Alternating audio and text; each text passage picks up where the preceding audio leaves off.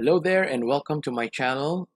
So for this tutorial, I will be teaching you how to use research tools and visit websites for your online referencing. I hope you enjoyed this video and I hope you could learn a lot through this. Enjoy!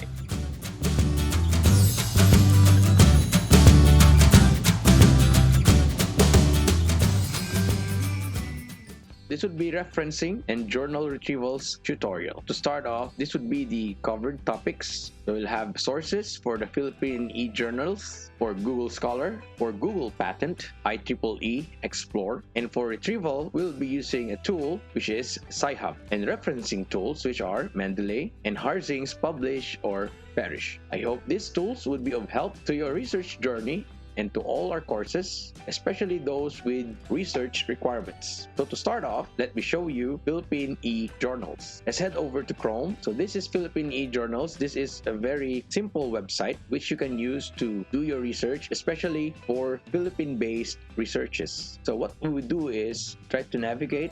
We have there the journals. As you can see, these journals are published by a lot of schools, particularly big universities, and it caters to a lot of disciplines. You may opt to log in and register an account. So let me search, for example, management system. So the results would be the following. There are 25 journals which you can use for searching this management system. Now what I use is, I go to article and then you can look for your particular system of like. If you want to read about a particular system, you can actually use this one. Try to open development and validation of flora, inventory. So there's an abstract so that you can know the overview of the system, what they did, what they have developed in particular. You can also read online, but this is dependent to the article being published. Some articles does not have a read online functionality unless you register online or log into this website. So let's try to check if read online is available. So we have 10 pages available. So this is of course a compressed research. So this is an extended abstract.